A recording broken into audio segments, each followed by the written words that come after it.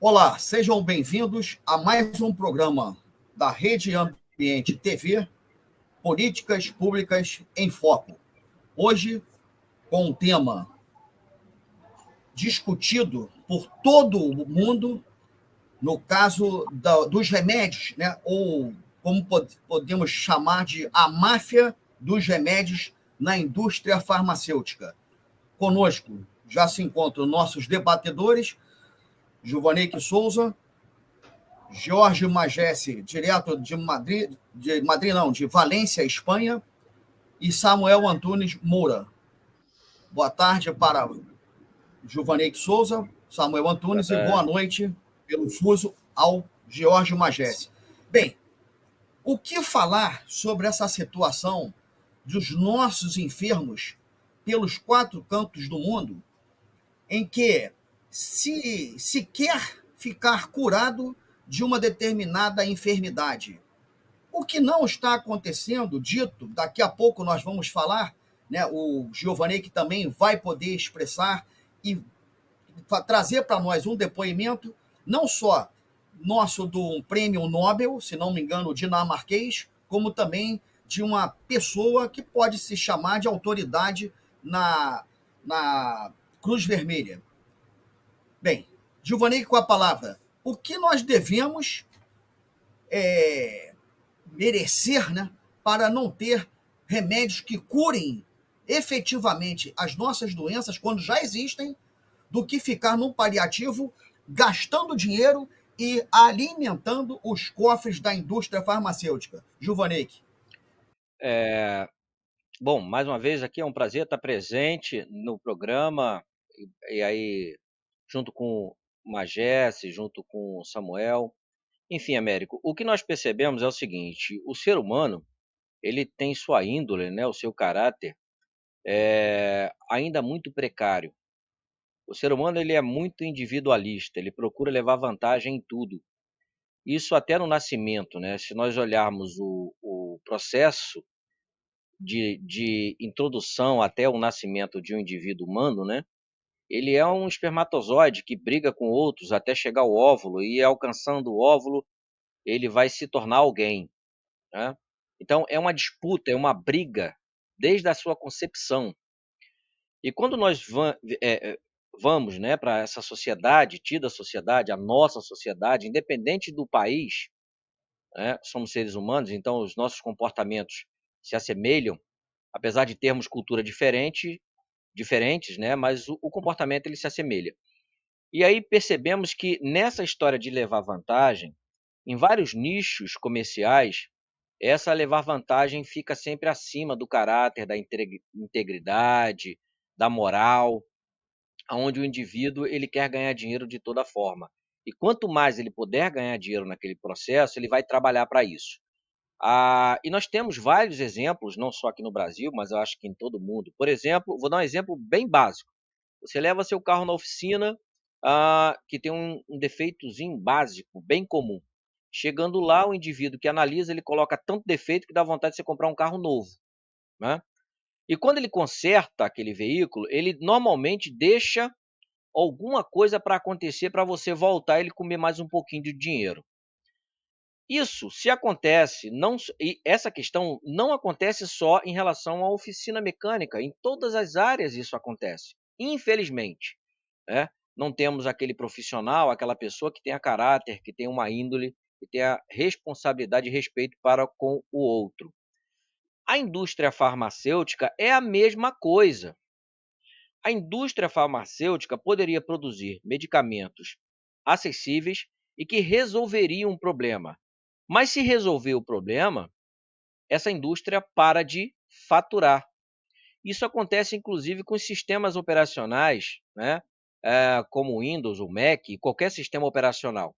Você tem um vírus que é projetado muitas das vezes pela própria desenvolvedora desse sistema operacional, e ela produz o vírus e depois vem com a vacina, que é o antivírus, para combater aquilo que ela já disseminou naquela plataforma. Covardia, banditismo. A indústria farmacêutica, a mesma coisa. Eles poderiam sistematizar o patógeno, né, identificando a cadeia daquele patógeno, o DNA daquele patógeno, e conseguir ali desenvolver uma vacina que eliminasse esse patógeno, né, dentro daquele organismo, no caso, o nosso organismo. Só que se essa indústria faz isso, ela deixa de ganhar dinheiro.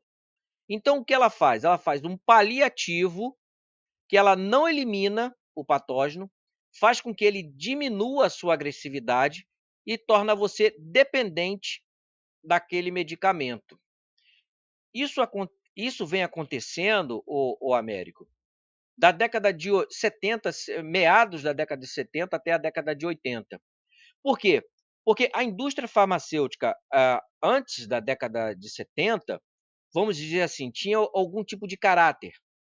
De lá para cá, eles perceberam que é mais vantajoso não resolver o problema e ficar com paliativos, com vacinas, com mais vacinas. Nós estamos vendo isso, inclusive, em relação a essa farsa, né, que já está sendo comprovada mundo afora, sobre a Covid-19.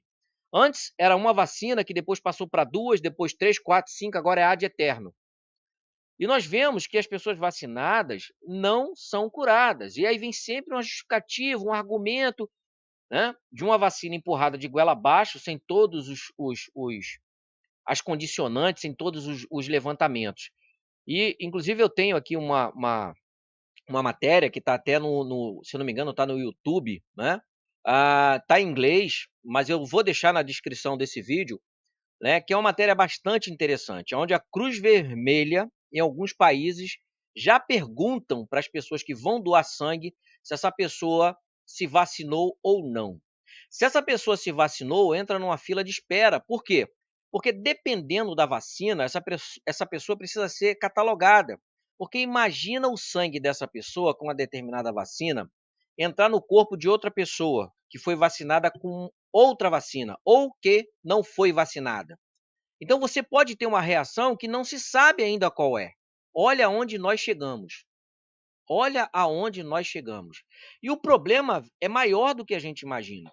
Se você sofrer um acidente, for para uma unidade pública, porque você não é levado num acidente, por exemplo, de trânsito, para uma unidade hospitalar particular.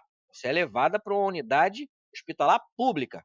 Chegando lá, se você precisar de sangue, eles vão pegar uma bolsa de sangue e não querem saber se aquela bolsa de sangue veio de alguém vacinado ou não, e vão empurrar na sua veia. Quais as consequências dessa questão? Não se sabe.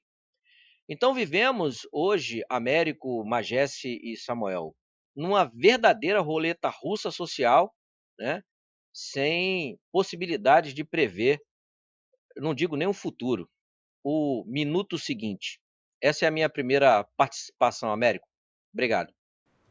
Ok. Jorge Magesse, em cima da fala do Giovanni, essa situação dessa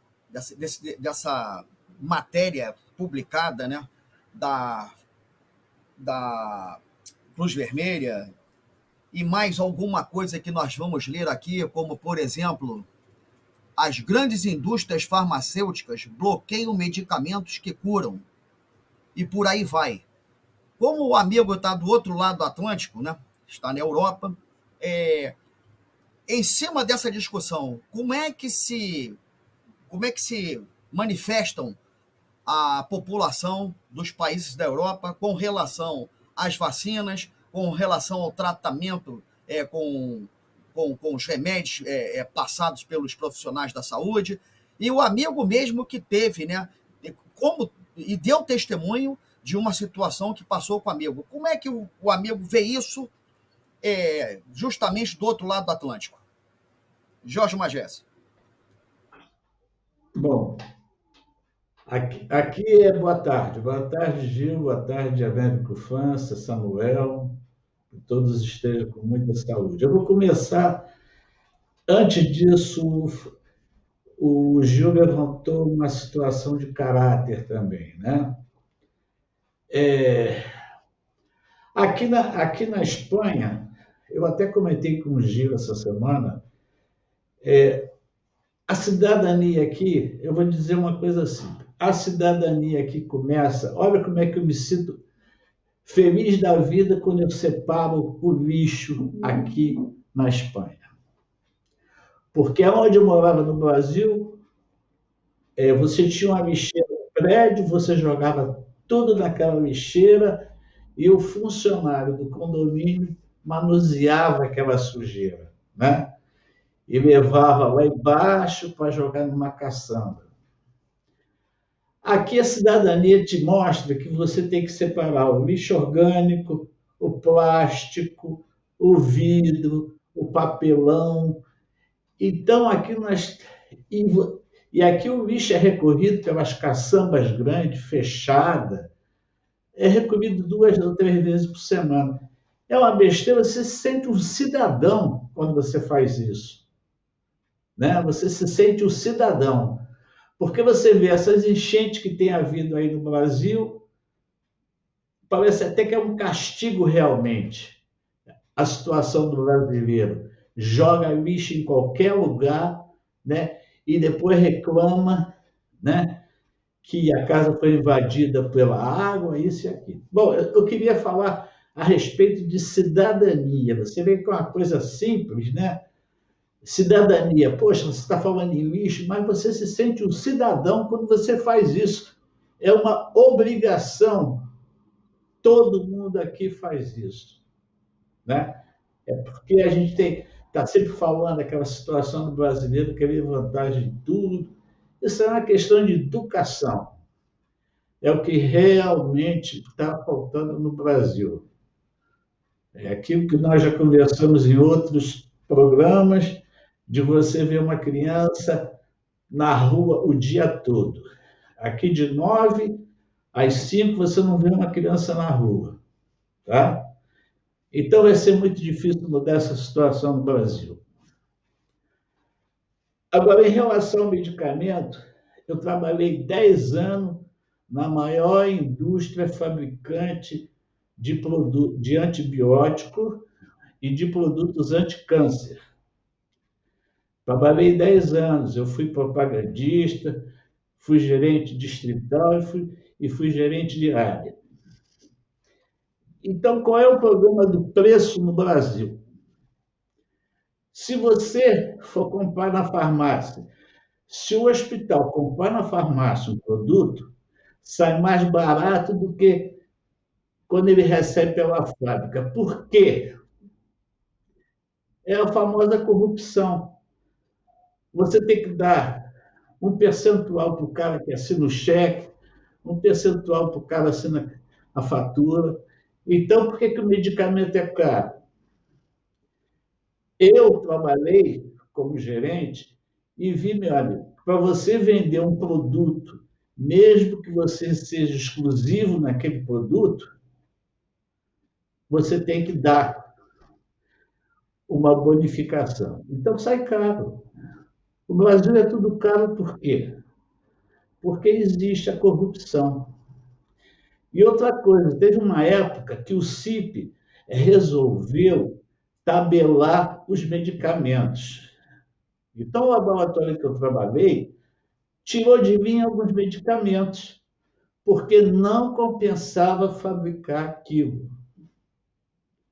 Produto de excelente qualidade, de efeito duradouro, você tinha que sair de mim. Então, naquela época, culpar a indústria farmacêutica,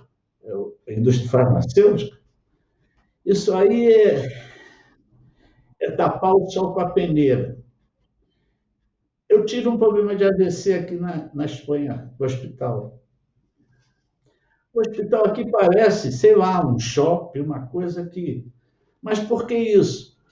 Porque o dinheiro é usado para aquilo. No hospital, não.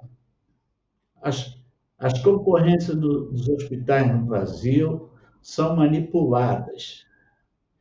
Então, meu amigo, não é questão de cultura, é questão de educação, é acabar realmente com a corrupção.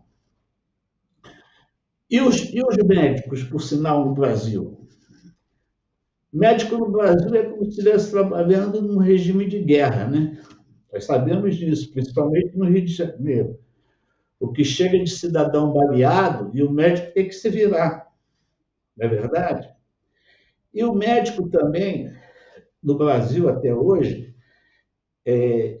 a matéria de farmacologia sempre foi muito fraca. Então, um propagandista, quando visita o médico, ele leva separata, trabalho científico. E pela experiência que eu tive, eu já vi médico receitando produto para criança, para recém-nascido, indicado para gonorreia. Acredita? Essa é uma realidade. Então, é lógico, hoje as Big Tech, né, uma situação diferente, o pessoal foi descobrir isso através dessa pandemia que teve, do Covid, né? Mas tinha muita gente, governadores, que o sujeito morria de susto, coloca aí que foi da pandemia que ele morreu porque o dinheiro entrava. Se você botasse que o cara morreu de susto, você não tinha aquele percentual na época, era 1.000 e poucos reais, não sei. Então é um assunto que vai levar à educação, vai levar à corrupção, entendeu? Nós não podemos culpar só o laboratório, não.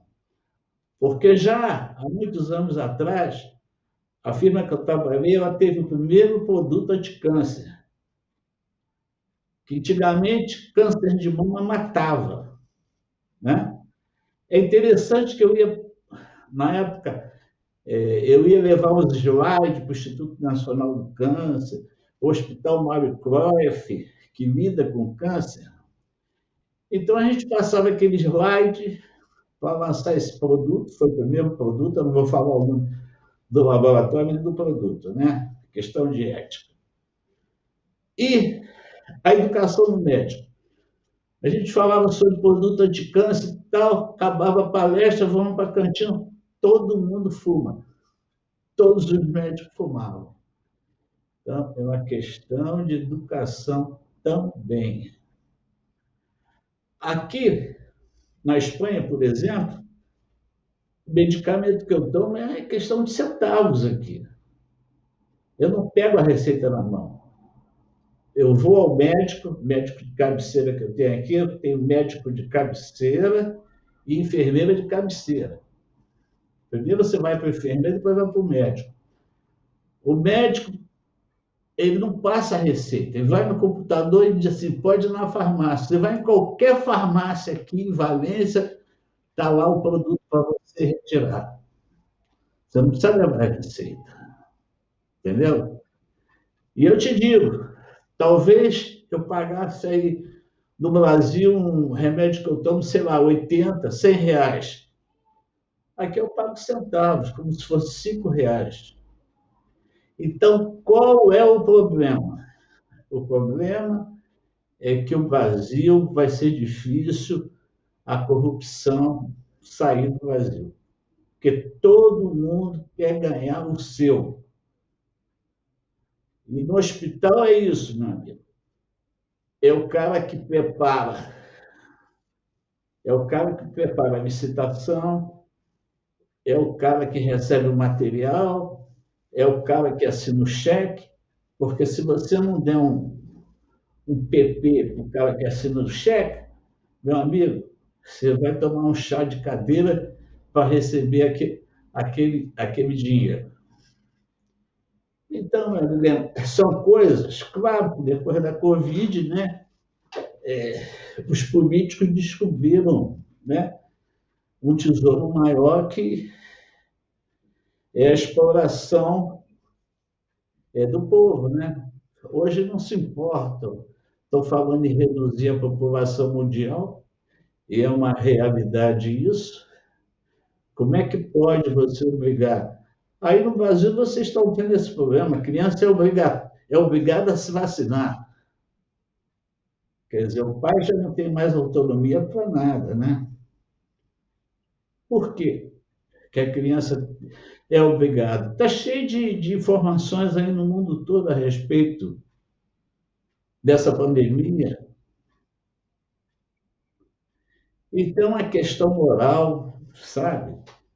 E outras questões mais, porque hoje realmente eu acredito muito que esses globalistas estão vencendo essa batalha.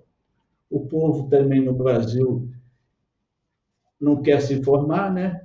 Ou é mal informado e não quer se informar. Então, é uma tristeza muito grande. Eu estou falando isso aqui da Espanha, porque, graças a Deus, olha, eu perdi muita coisa vindo para a Espanha, né? Perdi um menu sensacional que nós temos no Brasil, né? E o brasileiro reclama, mas no Brasil você come muito melhor do que aqui na Espanha, né? O cardápio do Brasil é muito bom. Perdi uma série de coisas, mas o que eu ganhei hoje eu me sinto mais um cidadão, né? Vivo uma vida mais tranquila, sem pensar em violência. Só isso, meu amigo. O que vocês estão passando aí no Rio de Janeiro, principalmente, é uma zona de guerra no Rio de Janeiro hoje. Então é isso, meu amigo. Vamos para outra.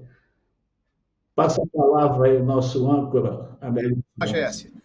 Samuel, um trechinho eu vou ler e vou lhe dar a palavra. A fonte é o segredo do jornalismo, né? Não se precisa falar o segredo, quanto ao segredo da fonte. Mas a matéria que nós capturamos aqui, as grandes indústrias farmacêuticas bloqueiam medicamentos que curam porque não são rentáveis. O Prêmio Nobel da Medicina, Richard J. Roberts, denuncia a forma como funciona as grandes farmacêuticas dentro do sistema capitalista, preferindo os benefícios econômicos à saúde e entendendo o progresso científico na cura de doença, porque a cura não é tão rentável quanto a cronicidade. Samuel, com a palavra. Querido Américo, essa mesa seleta e, como sempre de especial, por que não, e é fato, a nossa tão querida audiência.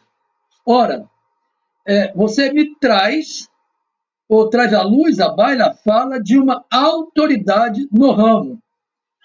Por isso que ele se fez doutor renomado e o prêmio Nobel específico, porque ele apresentou mediante estudo, defesa, normalmente é exatamente uma conquista, observação durante de anos, ou seja, ele foi de encontro a um grande sistema maligno ou em detrimento da vida.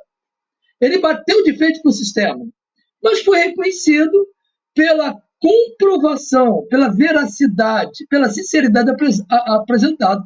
Por isso que é o Prêmio Nobel. Ele foi de contra o sistema, e o sistema simplesmente é cruel. Eu estou falando naturalmente do tema, que é a indústria farmacêutica. Ele bateu de frente, um termo bem aqui vulgar, né, no bom sentido, com o corporativismo da categoria. A sua defesa, a sua tese, que o levou a ser reconhecido mundialmente, com um título que, inclusive, não pode ser de maneira alguma retirado, ele bateu de frente com o sistema. Ele bateu de frente com o corporativismo da categoria ou dessa ramificação. E nessa ramificação, a indústria farmacêutica, observamos, 90%, a maioria da fonte curadora vem da onde? Vem da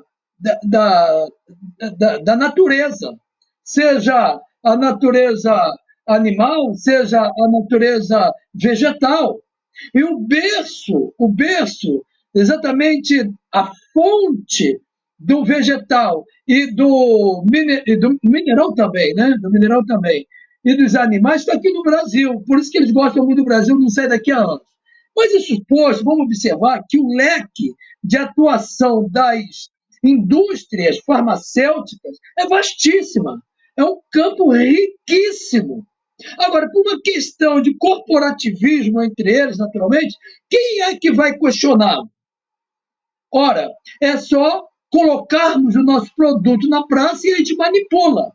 E quais seriam esse campo de atuação, esse leque de atuação, para que eles usufruam desses recursos, é fato, e usando muitas vezes da mais-valia já apresentado aqui. Ora, hospital, farmácia de manipulação, UBS, UPA, grandes centros de atendimento, etc. Porque as pessoas pensam, Américo, que somente as farmácias. Não!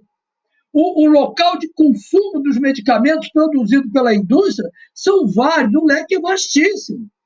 Agora, em cima dessa realidade, né, que nós precisamos entender e ali começar a abordar, o sistema do corporativismo, isso é fato, é público e notório, e quem diz não é o programa, não sou eu, quem diz isso são os autos dos processos, já processados e em andamento, muitos transitados em julgado. Estou falando só do Brasil, vamos citar aqui exemplos.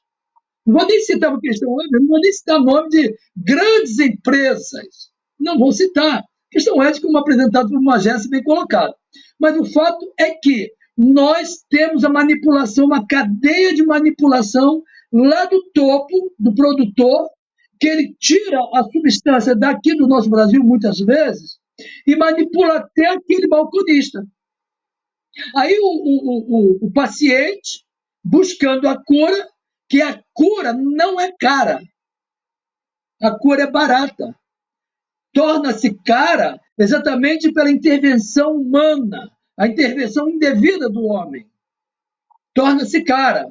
Então, chega até o balconista. Aí a pessoa foi no médico, o paciente foi no médico, no hospital, o médico receitou um determinado medicamento. Esse medicamento, chegando lá, é o mais apropriado para a situação do médico que constatou, que verificou, que estudou o paciente. Mas lá isso eu estou falando, infelizmente, isso é histórico no Brasil. Tem a figura do Guelta.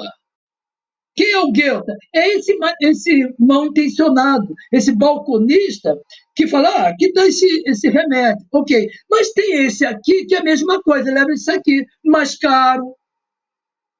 E o medicamento, a eficácia do medicamento não está no nome nem na marca, aí que está o porquê da coisa, está no princípio ativo daquele medicamento, a essência daquele medicamento.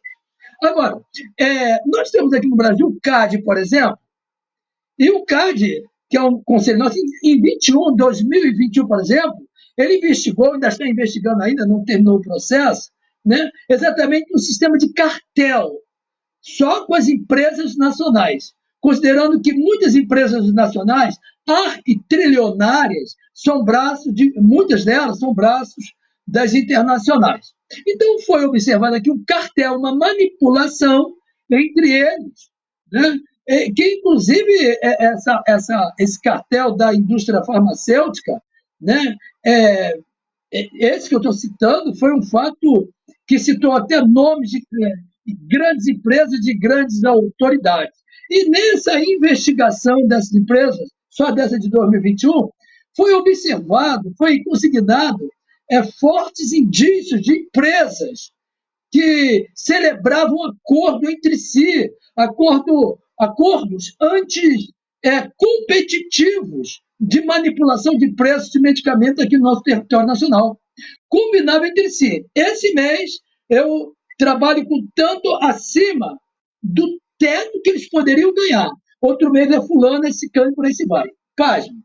Tanto empresas como pessoas estavam nesta maracutaia. Agora, o superintendente-geral do CAD, que é o Conselho de Administração e Defesa Econômica, instaurou esse processo administrativo, nesse processo, contra 7 empresas e 11 pessoas, ou seja, PJ, pessoa física e pessoas jurídicas. E eu não sei informar se já está transitado em julgado. Mas por que isso? Por uma suposta formação de cartel, como já dito, né? Desde a cadeia produtiva à distribuição do produto farmacêutico, chegando, como eu falei, lá na figura nociva, todos têm a atitude nociva lá do Goethe. Isso em quê? Em detrimento da população do povo.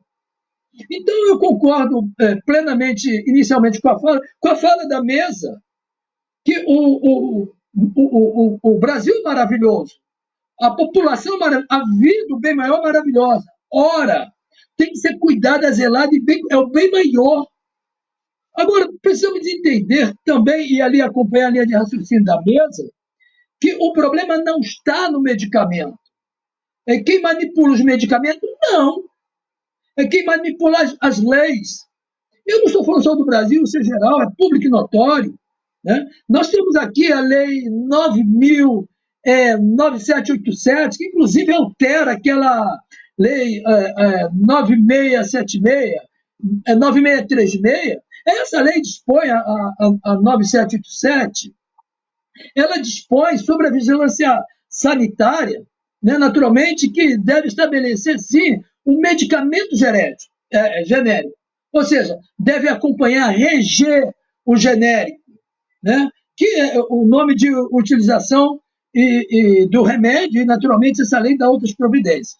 Quando chega o genérico na praça, os arquitrilionários se movimentam. Afinal de contas, vai mexer no bolso de alguém. E o genérico, porque o medicamento ele tem o princípio básico, o princípio ativo. Então, só muda o nome. Aí os produtores, as grandes empresas, tome propaganda para botar na população aquele nome específico. E aquele remédio que é mais barato e tem o mesmo princípio ativo, ou seja, tem o mesmo efeito curador, eu creio que eu estou falando o termo, eu estou buscando aproximar os termos técnicos, mas a população vai entender. É o mesmo produto, o mesmo princípio ativo, só que ele é uma bomba da coisa, tem um nome, tem a marca, tem a propaganda, tem essa máquina toda, é muito mais caro. Então, existe toda uma submáquina, né, que não é exatamente desses atravessadores para fazer viger, funcionar esses super, macro, hipernomes que temos por aí. E quem que paga isso? Simplesmente a população. Infelizmente, né, o genérico tem a mesma garantia, a mesma eficácia do medicamento de referência, mas o sistema não deixa. Qual o sistema? Aí vamos dar nome aos bois. O sistema político, o sistema da mídia, e por aí se vai. Agora, quem é culpado disso daí? O povo. O povo tem que saber e cobrar quem vota. Quando vê um elemento que não votou nos interesses dele, não vote nele. Eu tenho que politizar a coisa nesse sentido. Agora, entre as leis, temos leis específicas, leis firmes, rígidas. Porém, o sistema político, o sistema da mídia, não deixa viger essa lei. A nossa Anvisa, que naturalmente é a Agência Nacional de Vigilância Sanitária, ela tem em mãos, por exemplo, a 9787, uma lei, se olhar ao pé da letra, a redação, a letra fria da lei, que lei rígida. Agora vai ver na prática. Assim está o Brasil todo hoje. Tem um determinado setor aí que rasgou a Constituição brasileira literalmente. Aí junta uma grupa de tanto, mais tanto, fala que aquilo que é irregular passou a ser regular. Agora, trazendo isso também, e aí terminando, porque os médicos, as autoridades receitam os medicamentos de marca? Por quê? Porque tem também, quando falo dessa cadeia de acompanhativa, chegam os médicos, que recebem, eu estou falando, que é público e notório pelas vias judiciais. médicos encaminhados a receitar somente aquele medicamento. E fica bombardeado quem? A cabeça do paciente. O paciente quer cura. Os familiares querem a cura. Então, olha o medicamento com um santo milagroso remédio. Por quê? Foi outorgado. Aquele remédio começou no senso comum, o que vovó dizia, depois foi para a fonte filosófica, um monte de pesquisadores, filósofos foram pesquisar, depois passou pelo laboratório, passou pelo campo de pesquisa e constatou que aquela substância é de efeito eficaz. Quando chega no mercado, ora, o paciente, os parentes, tem um santo remédio. Esse daqui é um santo remédio. Por quê? Porque uma autoridade diz que é. Então ele fica todo feliz. E por que esse chamado santo remédio, às vezes, tem, inclusive, uma contraria do próprio consumidor, do paciente? Primeiro, isso daí é público notório. Vamos verificar se não é. Primeiramente, os pacientes não concordam em termos com o remédio mais barato, que é o genérico, mesmo sendo este, tendo a mesma fonte de eficácia, a mesmo poder de cura, pela falta de informação. Afinal de contas, os grandes laboratórios bombardeiam a cabeça do paciente, da sociedade. E mais ainda, o paciente ele prefere o mais caro, nesse caso, exatamente por ser marca, porque ele diz que aquela marca é a bambambam da coisa. Tem o maior efeito. Note bem, tem que ter um princípio ativo. Verifique, lá no genérico e lá no produto de marca tem que ter um princípio ativo. Então, eles acreditam que aquele de marca tem mais um poder curador, exatamente essa enxurrada, exatamente e é fato, de notificação, de informações que ele recebe. Né? E aquele também de marca são de mais fáceis de encontrar. Eles são mais distribuíveis, são os mais aceitáveis, estão na prateleira, estão em frente ao consumidor, aquele genérico mais escondido. E aí, terminando e passando, a política lá do produtor, assim como com a unidade de saúde, com os conselhos nacionais e regionais, com os médicos, nós temos aquela figura que vai sempre no médico. Esse tipo de infiltração faz com que o paciente, eu estou falando paciente a nível Brasil, considerando o campo vastíssimo. E eu vou terminar aqui com uma fala com muita preciosidade, apresentada aqui pela Meirelles, foi por Givoneik. Isso também é público e notório, é exemplo da vacinação de agora. Primeiro eles lançam os vírus, faz a população doente, moléstia, depois joga o remédio. Jogou, olha, isso aqui é próprio. Aí joga o remédio, a população vai para cima, agora a segunda dose. Tudo controlado. O que deveria curar numa só, assim como as doenças, os cânceres. Muitos cânceres têm cura. Quem fala isso, inclusive, verifica a tese desse iluminado, desse grande homem, hoje prêmio Nobel. Vê lá a tese dele, verifica lá exatamente o trabalho dele, que ele diz, inclusive, que muitos cânceres, muitas moléstias poderiam ser curadas apenas com uma dose, mas fica com o paciente anos e anos e anos, que é isso aí que vai dar dinheiro para fulano e ciclano. Eu tenho uma história de um médico, mas eu conto depois. Ok, Samuel. Então, só complementando o que o Samuel disse, é justamente o que eu já vinha falando em outras programações, que é aquele que constrói o computador, aquele inventor do computador. Ele inventa o computador, ele cria o vírus e continua ganhando dinheiro com o antivírus.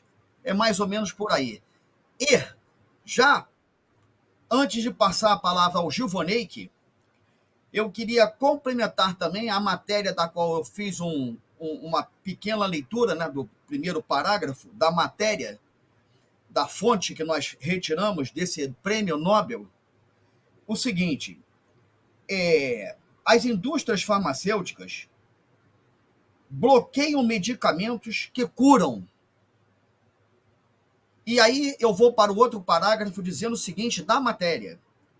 entre a legalidade, entre parênteses, entenda-se exigências burocráticas, a legalidade, e a saúde, entre elas, por maioria de votos, festejou-se a legalidade.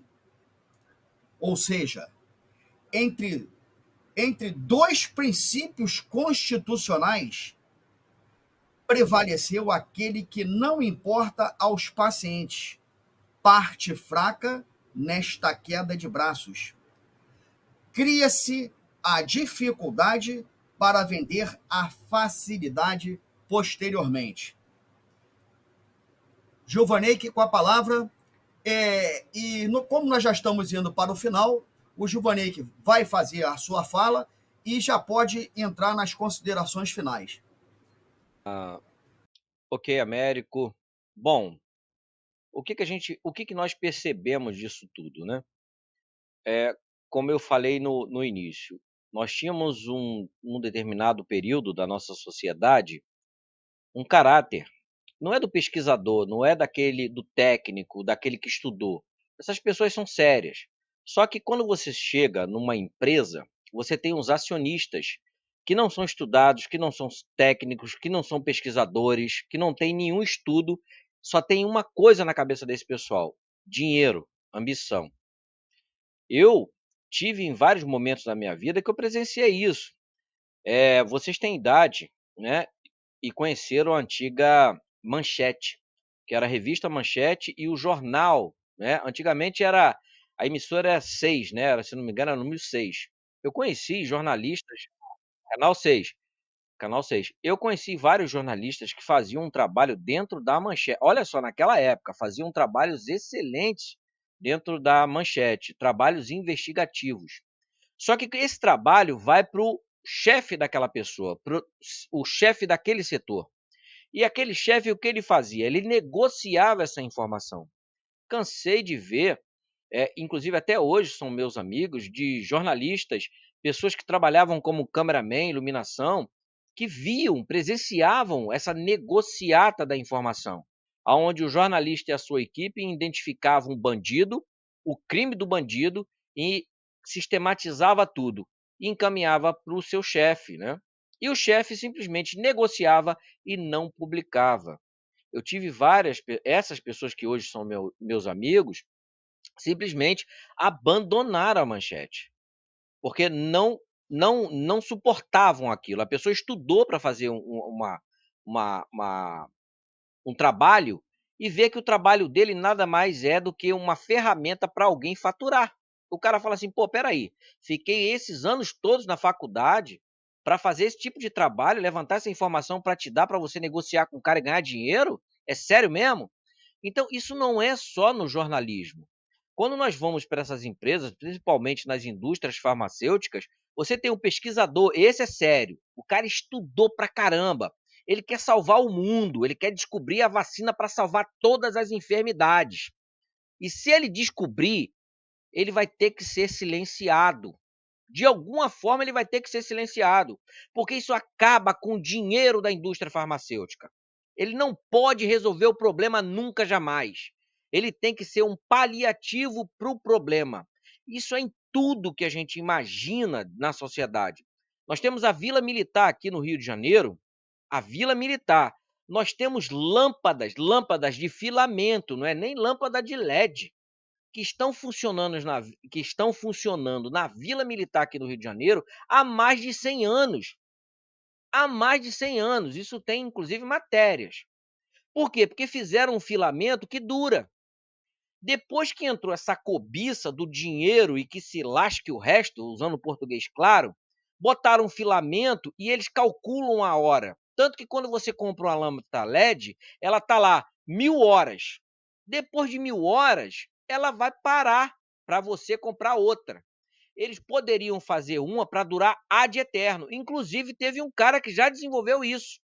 Silenciaram o camarada, compraram a patente dele e acabou. Ele desenvolveu a lâmpada. Compra a patente e acabou. Ele desenvolveu a lâmpada LED de fósforo que nunca queima. A indústria falou para ele: tu tá maluco? Se você botar uma lâmpada que nunca queima, eu vou ganhar dinheiro como? Compraram a patente dele, agora tu fica na tua aí, cala a boca, não faz mais besteira não. E continuam falando, produzindo essa lâmpada que dura pouquinho, já ela vem, inclusive vem na caixa. É 1.000, 2.000, 10.000 horas e acabou, para você comprar outra. A mesma coisa acontece no medicamento. O medicamento de antigamente era um medicamento que você tomava 2, 3 doses para sarampo, né? Aquelas vacinas que a gente conhece, né? E que toma quando é criança. Tomou, acabou. Você está livre. Aí, depois de um certo período, e é onde eu falo, né? Meados da década de 80, isso ficou muito grave, ficou muito assim, escancarado, né?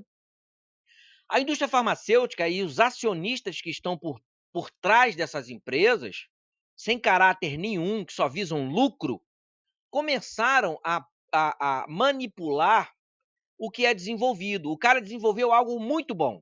Você tomou uma dose e resolveu o problema. Não pode. Uma dose só não. Vamos fracionar isso. Diminui a potência. Vamos fazer esse camarada tomar 1.000, 2.000, 3.000 doses. Ele tem que dar dinheiro pra gente. E aí ficam nesse reme-reme. Não curam nunca. Porque a ideia não é curar, a ideia é faturar. E hoje, a indústria farmacêutica no mundo é uma potência. Já fizeram, inclusive, filmes sobre isso. Filme sobre a questão da indústria farmacêutica, que elas entram nos consultórios, negociam, né, com sindicatos farmacêuticos e empurram de goela abaixo, muitas das vezes, medicamentos ineficazes. Isso virou processo nos Estados Unidos, deu um estresse nos Estados Unidos louco. Tem um filme, eu não me lembro agora o nome de cabeça, onde isso tudo foi deflagrado, né? Da indústria farmacêutica e a cooptação da indústria farmacêutica em médicos, em sindicatos, para empurrar de goela abaixo medicamentos poucos testados, né? Ou que não eram eficazes, ou que tinham um determinado tipo de eficácia, mas que o médico recomendava não porque ele tinha segurança de indicar aquele medicamento, porque ele estava ganhando uma fortuna por trás. Médicos foram presos nos Estados Unidos por conta dessa máfia que se transformou a indústria farmacêutica no mundo. É algo assim que, olha, se você tentar imaginar aí, e não tente bater de frente com eles, não. Não tente. Eles são muito poderosos. Eles não têm um governo, não. Eles têm todos os governos do mundo no seu bolso. Por quê? Todos os governos do mundo estão hoje no bolso da indústria farmacêutica. Eles bancam presidentes, governadores e por aí vai. Mudam a legislação, bancam para mudar a legislação para serem atendidos e por aí vai.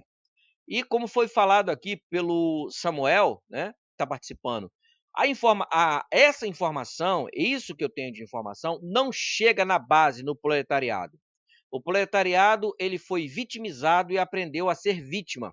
Ele não sabe entrar, não sabe produzir uma lauda, não sabe produzir um documento, não sabe aonde ir para questionar os seus direitos. Ele sabe sim tomar conta da vida do vizinho, né? Participar desses programinhas que levam ninguém a lugar nenhum e ficar nessas salas de bate-papos, né? Discutindo bobiças e saliências. Mas isso que a gente discute aqui, que é sério, não interessa para essa base social. Quem tem um pouco de conhecimento não cai nessa situação. Mas, infelizmente, aqui no Brasil, não é só no Brasil, não. Brasil, Angola, África, todo Argentina, Paraguai, Bolívia, essa área toda nossa aqui do Brasil, Deus do céu, é horrível. Não é a baixa escolaridade, porque até aqui no Brasil, até a escola é uma porcaria. A escola aqui não educa ninguém. A escola aqui torna você um zumbi que vai falar e replicar exatamente aquilo que o sistema quer, né? Eles não te dão autonomia de pensamento. Você tem que pensar aquilo que eles querem que você pense. Então, até isso aqui no Brasil é ruim. Então, nós nos deparamos com a sociedade onde um pequeno fragmento, mas é tão pequeno, se você pegar um punhado de areia na mão, você vai tirar um grão ali. É aquele grão ali, aquele punhadinho ali. Tem um mínimo de consciência para contrapor o sistema. O restante é gado, é chotado, entra para o abate e morre satisfeito com o que recebe de tudo aquilo que paga. Consideração final. Vamos dizer como consideração final que a galera deixe um pouquinho, não abandone não, se isso satisfaz de alguma forma, não abandone de tudo, mas passe a andar por outras veredas, né? leia um pouquinho. Na minha época, ô Américo, nós não tínhamos essa facilidade de computador. Na época que eu estudei computador, não tinha sequer disquete, era fita cassete. O computador não tinha imagem, era tudo escrito por linguagem HTML e nós gravávamos em fita cassete. Aí depois veio o disquete, depois veio memória. E hoje tem essa facilidade. Nós íamos para a biblioteca para ler Monteiro Lobato, um negro que falava que o Brasil ia ter gasolina, combustível, petróleo. Foi taxado de maluco. Nós tínhamos o André Rebouças, um negro, né, que veio aqui trazido por Portugal, um advogado que dizia que o Brasil era uma potência que estava sendo destruída. Inclusive foi ele o criador de Itatiaia, o primeiro parque nacional do Brasil, pouca gente sabe disso. E aí a gente vê o movimento social tendo como referência um negro, um bandido, né, que veio da África escravizado por outros negros, chegou aqui, se libertou, montou uma fazenda e escravizou outros negros para trabalhar na fazenda dele. Então, essas informações, cara, eu acho que a sociedade ela precisa fechar os olhos e abrir a mente, porque a sociedade está com os olhos abertos e a mente fechada e fica aceitando o que esse pessoalzinho do mal coloca na sua cabeça. Aí depois vai para a igreja orar, culpar a questão de Jesus, Satanás. A culpa não é de Jesus nem de Satanás, a culpa é sua mesmo, que está se deixando levar pelos argumentos dessa galerinha que está ali te galfinhando, entendeu? Então fica aí a minha dica, as minhas falas finais para o pessoal começar a sair dessa bolha de dependência e começar a ser mais autônomo no processo. Obrigado. Ok, Gilbonic. Bem, antes de passar a palavra para o Magesse, queria ler mais um trechinho da nossa matéria, da nossa discussão, que está em pauta. Deixando de lado paixões mais efervescentes, repletas de opiniões contrárias e favoráveis, uma entrevista bombástica nos remete a uma reflexão a respeito do tema. Entre parênteses. Aliás, entre aspas, nos reflete a uma reflexão a respeito do tema. Boicote. Simples. Boicote. Há pouco, foi revelado por uma reconhecida autoridade na área da saúde que as grandes empresas farmacêuticas dos Estados Unidos gastam centenas de milhões de dólares por ano em pagamentos a médicos que promovam os seus medicamentos. George Magesse com a palavra e suas considerações finais. Meu amigo, a gente fala em longevidade, certo? A Europa parece que tem uma longevidade maior. Por que a Europa tem uma longevidade maior? É questão do saneamento também, minha gente. Eu falei a respeito do recolhimento e da separação do lixo, né? Você sabe que o partido, um determinado partido do presidente que está no governo, foi contra o saneamento. Então, como é que você pode querer que um povo tenha saúde se não tem saneamento? Onde isso pode acontecer? O meu amigo aí falou a respeito, Samuel, da Guelta, né? Da Guelta, né? Está escutando, Samuel? A respeito da Guelta. Na verdade, é isso, as farmácias acontece isso. O sujeito tira uma parte da orelha da caixa para poder receber do laboratório isso. Agora, você falou o medicamento genérico, né? A verdade é que os grandes laboratórios, eles são donos do sal. O que é o sal? O sal é o componente ativo do medicamento. Então, os laboratórios pequenos, eles não têm como produzir esse sal. Então, eles compram esse sal do grande laboratório, certo? E como eles têm um custo muito baixo de produção, né? Então, eles podem vender um medicamento mais barato. mas também tem um problema de manipulação desse sal, para você colocar esse sal na cápsula e junto com outras substâncias. E outra coisa também, quem receita antibiótico? O antibiótico só devia ser receitado quando fizesse um teste de bactéria. São discos de sensibilidade que você coloca na placa de Petri, você coloca aquele componente ativo e vai ver se mata as bactérias que estão na placa ou não mata. Então, o antibiótico, que é um produto que é mais usado no Brasil, o antibiótico hoje, o produto para dor de cabeça, por exemplo, é muito usado, né? Os analgésicos, né?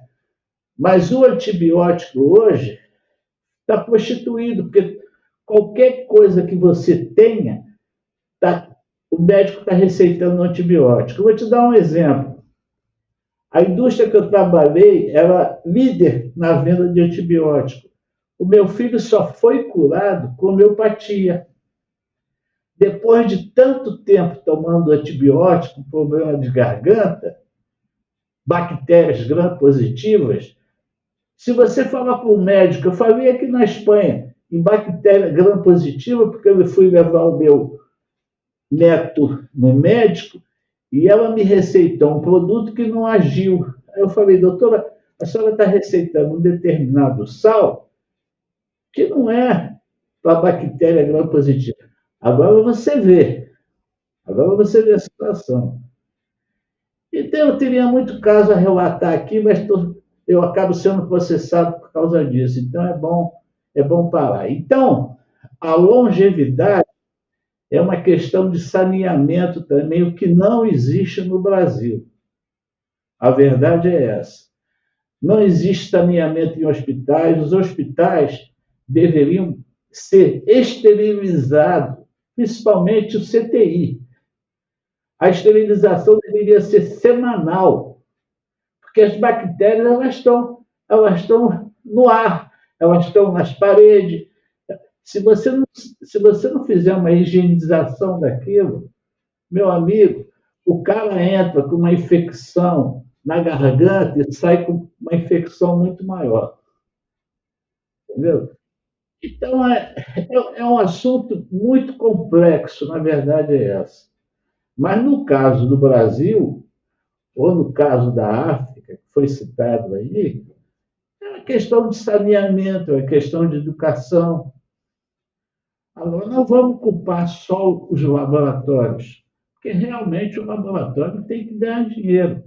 O investimento também é muito grande para se descobrir um medicamento, para se descobrir um sal. Vamos falar do sal, porque tem o antibiótico, por exemplo, tem ampicilina, cefalosporina, amoxicilina, são vários sais, perfeito? Então, ele investe muito. Agora, tem aquela parte dos hospitais, que nós já conversamos, que não se interessa muito também para curar o paciente. Primeiro que não tem condições, né? Os hospitais no Brasil, Deus me livre, né? O que eu tive, se eu tivesse no Brasil, eu estava morto. A verdade é essa, né? Nós já tivemos aquela campanha daquele remédio que mata piolho, que fizeram uma CPI, né? Contra aquele remédio, né? Contra aquele medicamento. Agora foi provado que se tivesse tomado aquele medicamento, muita gente ia sobreviver e não precisaria comprar aquele remédio muito caro daquele laboratório que inventou a vacina, né? É uma situação complexa e, felizmente, a gente não tem liberdade de expressão para a gente poder expor uma situação aqui, né? E o brasileiro hoje não pode reclamar, porque ele tem as redes sociais aí, ao invés de ficar preocupado se meu time ganhou, o que eu vou fazer no carnaval, se eu vou sair de piorô, se eu vou sair de Colombina, se eu vou sair na escola de samba tal, não sei o quê. O brasileiro precisa se preocupar, porque a situação no Brasil está cada dia mais grave. nós sabemos disso, né? A violência crescente, né? Você sabe que eu tenho um programa que as pessoas saem do Brasil por causa da violência. Eu vi essa semana turistas sendo assaltados com arma na cara da pessoa. E cada dia mais, aqui na Europa, então, tem se falado muito a respeito da violência no Brasil, né? E principalmente pelas declarações, as últimas declarações aí do presidente do Brasil, né? Então, eu acho que, eu sempre falei isso, tem que começar pela educação. Se não tiver educação, se tiver uma boa educação, você tem um bom saneamento. As pessoas vão saber realmente que é necessário lavar as mãos, é realmente necessário escovar os dentes, é necessário separar o lixo, né? Mas o Brasil, como o Giovanni falou aí, os brasileiros querem ser gado, né? Isso aí é muito triste, eu me sinto muito triste porque eu amo meu país, não gostaria de estar vivendo aqui, gostaria de estar vivendo no meu país, eu não tinha uma situação muito melhor, mas só saber que eu estou livre da violência, das mentiras, dos buracos na rua, do lixo na rua, de você não ter a tranquilidade de querer ter alguma coisa, mas você sabe que vai ser roubado, é muito triste realmente. Então é isso, Américo, Samuel e Gil. Eu me sinto assim frustrado de não poder realmente falar o que eu vi na indústria farmacêutica e que eu vi nos hospitais. Eu vi comprador de hospital que hoje ele tem a maior plano de saúde do Brasil. E foi um simples comprador num determinado hospital. Então, para não ser processado, né? E no Brasil hoje te processa por qualquer coisa, né? Então é bom a gente ficar por aqui. Ok, Jorge Magécio, obrigado. E antes de passar a palavra ao Samuel, eu gostaria de ler o último trecho da matéria, que tem tudo a ver com o nosso tema. Para complementar, reproduzimos esta entrevista com o prêmio Nobel Richard Robert, que diz que os medicamentos que curam não são rentáveis e, portanto, não são desenvolvidos por empresas farmacêuticas que, em troca, desenvolvem medicamentos cronificadores, melhor dizendo, que sejam consumidos de forma serializada. Samuel Antunes com a palavra e suas considerações finais. Dando continuidade à fala do Sr. Richard Robert, é fato. Aliás, ele deveria ser chamado de excelência pelo seu trabalho, é fato. Agora, observa-se que os laboratórios não querem trabalhar, não querem produzir medicamentos para curar, mas para tornar os pacientes, naturalmente, o quê? Dependentes. Para isso, eles trabalham, eles elaboram em conluio dentro dessa rede já presente. Pois é, e agora tem um detalhe. Como? Eternamente dependente. Pois é. Agora, tem eu vou trazer aqui à luz o nome de uma empresa, porque mundialmente, o que eu vou citar foi mundialmente divulgado, está na mídia. Eu estou reproduzindo, está na mídia. A Pfizer, né, ela escondeu exatamente informações de muita importância sobre um determinado medicamento que poderia reduzir em 64% exatamente o risco de uma pessoa contrair Alzheimer. E foi descoberto isso aí. Mas porque, e detalhe, a patente do medicamento já tinha sido expirado. E ela simplesmente escondeu isso aí. Aquele detalhe. Sabemos que na perspectiva bíblica, teológica, social, humana, todas as perspectivas, o bem maior é a vida. E para ela, por ela, temos que usar de todos os meios e recursos alcançados ou alcançáveis para fazer com que a vida tenha o seu curso livre, o seu curso objeto de existência, né? A longevidade natural. Mas não é isso que quem deveria fazer não faz. E quem diz não é eu, os altos processos pelo mundo afora, né? Agora, mas ainda, infelizmente, a indústria farmacêutica, como já dito, pelo mundo afora, está repleta de escândalo.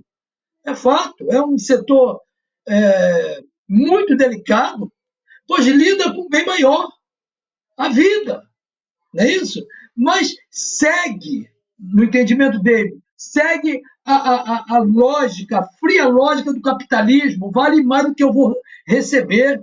Afinal de contas, o meu retorno financeiro, né, o meu retorno em espécie, nós estamos falando numa fórmula de trilhões, está acima de toda e qualquer vida. É o entendimento da indústria farmacêutica, a meu juízo de valor, né? Se não dá lucro, não interessa. Não presta.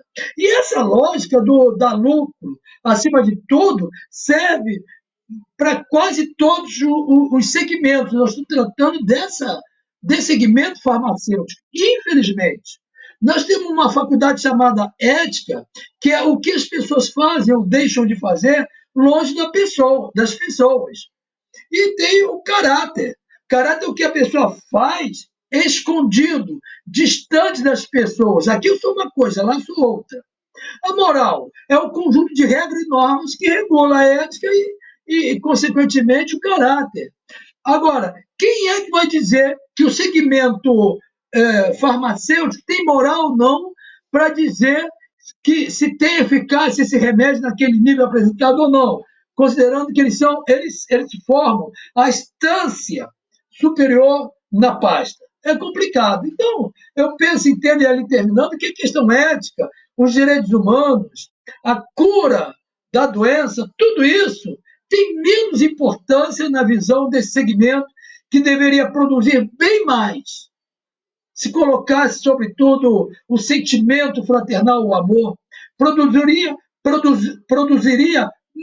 com mais eficácia. Estou falando um produto de salvar vidas, e o que, infelizmente, não se vê como, pelo menos, deveria ver.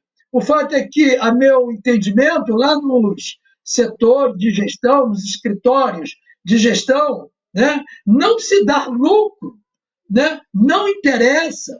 Né? O que mais interessa são as respostas do faturamento e não exatamente a resposta da valorização da vida.